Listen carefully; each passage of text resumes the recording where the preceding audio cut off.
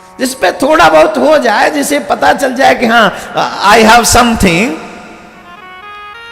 फिर उसके नखरे, उसका उठना बैठना समाज से मैं नहीं, I don't believe in society, what is this, फिर तो मैं वो करूंगा जो मैं चाहता हूं। कौन कौन मेरी बात से सहमत है? जिन पे कुछ हुआ है उन्होंने ही सोसाइटी बिगाड़ी है, याद रखना, वरना मेरे भारत की सोसाइटी ऐसी नहीं थी। जोर से बजाओ। तुम बिगड़ी हुई सोसाइटी के नहीं हो ना, इसलिए तुम्हें अधिकार है, तुम बजा सकते हो। पहले नाचने वाले लोगों को हम लोग किस नजर से देखते थे, हैं? आजकल नाचने वाले लोग हमारा रोल मॉडल हो गए हैं। और क्या चाहिए? इतना बदला है कि नहीं सोसाइटी, समाज। एक ठुमका कई करोड़ों में लगा के आके 31 मना के जाती हैं, और बच्चे लोग कहते वाह एक ऑटोग्राफ दे दो। अरे तो उसका ऑटोग्राफ लेना जो तेरा जीवन बदल दे, जो तेरा चरित्र बदल दे। खैर, आप ऐसे लोग मत बनिएगा कि आपको भगवान कुछ दे और आपका मामला थोड़ा अलग वाला हो। नहीं, बड़ा वो नहीं होता जो अलग होता है, बड़ा वो होता है जो सबको लेके चलता है, सही माने में वो बड़ा।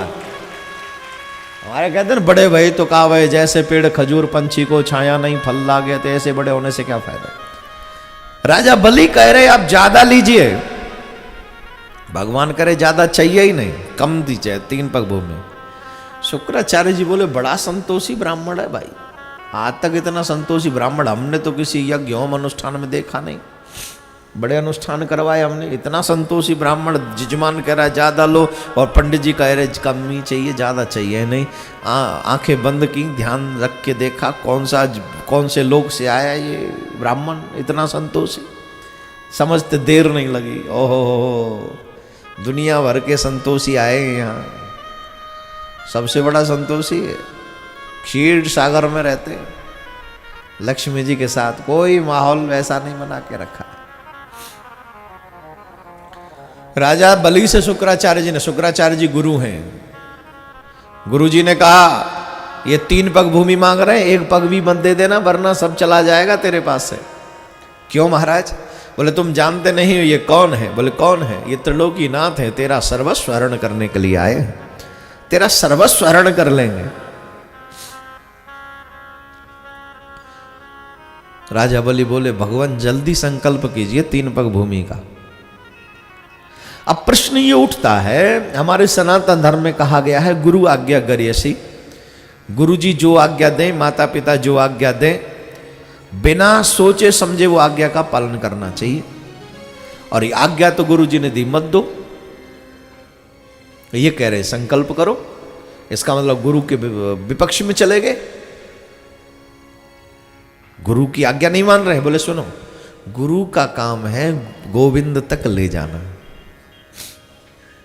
गुरु कौन? जो हमें भगवान तक ले जाए, भगवान से मिलने की राह बताए, उस राह को दिखाए, वो गुरु है। और भगवान सामने खड़े और फिर भी न मिलने दे, फिर भी सत्कर्म न करने दे, फिर उस समय अनदेखा कर देना चाहिए। गुरु की बात मानना धर्म है, लेकिन धर्म के लिए गुरु की बात न मानना ही परम धर्म है। अब कई बार ऐसा प्रसंग देखने को आपको मिलता है, रामायण में भी एक प्रसंग आता है, लक्ष्मण जी ने हमेशा राम जी की बात मानी, हमेशा जो राम जी ने कहा वही किया। किया कि नहीं पहले बताइए? लेकिन एक जगह पे लक्ष्मण जी ने राम जी की बात नहीं मानी। कब कब बताएंगे? जब राम जी वन को जा रहे हैं उस समय, राम जी अयोध्या से जा रहे हैं, लक्ष्मण को पता चला, लक्ष्मण जी को समझाया राम जी ने, नहीं तुम नहीं जाओगे हम मेरे संग, तुम यहीं रहो। हमारे पिताजी को देखो ना, उनका स्वास्थ्य कैसा है, मेरे जाने का दुख है, माताओं की सेवा तुमको करनी है, ये राम जी बता रहे हैं। वाह, लक्ष्मण जी चरणों में गिर के रोने लगे और कहने लगे, हे स्वामी, अगर आप मुझे छोड़ भी जाएंगे तो मेरा बस क्या है। सेवा करने की इतनी बेताबी होनी चाहिए जीव में। लक्ष्मण सिखाते हैं।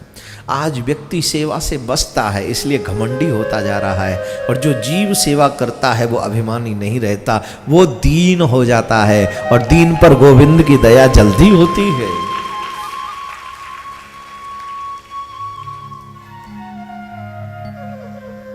नाथ दास में स्वामी तुम, तजहु तो काह बसाए। मैं तो दास हूं, आप मेरे स्वामी हैं, आप मुझे छोड़ भी देंगे तो मेरा बस क्या है।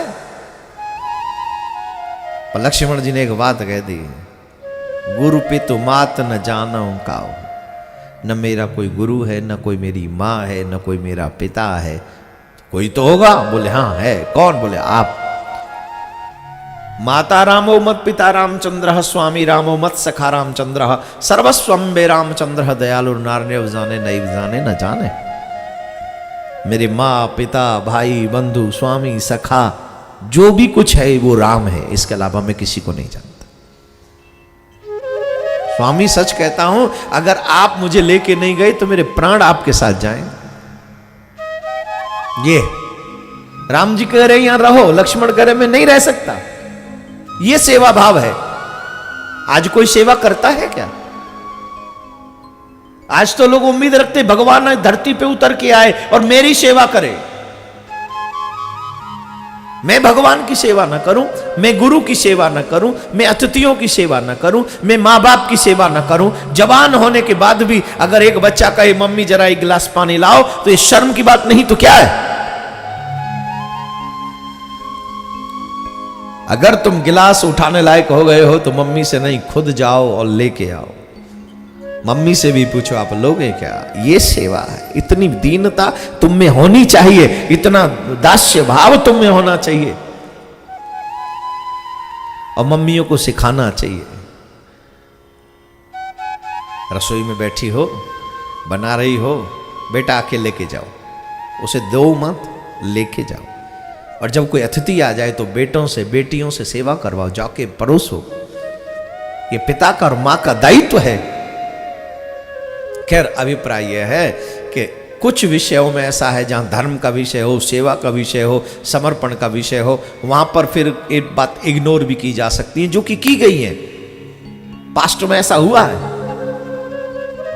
आज राजा बलि ने गुरु जी की बात नहीं सुनी, गुरु जी क्षमा करना। शुक्राचार्य जी को बुरा लगा।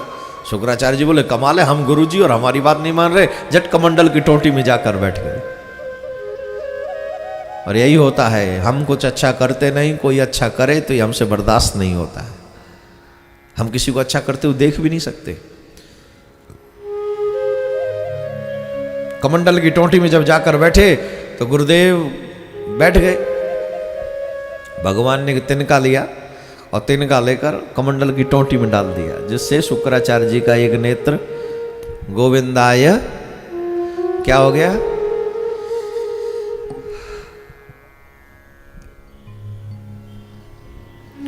Beginning thought you have put into anybody's head, you will have to pay with compound interest. अगर आप किसी को विचारधारा बुरी देते हैं तो मैं ब्याज के एक दिन आपको भोगना पड़ता है।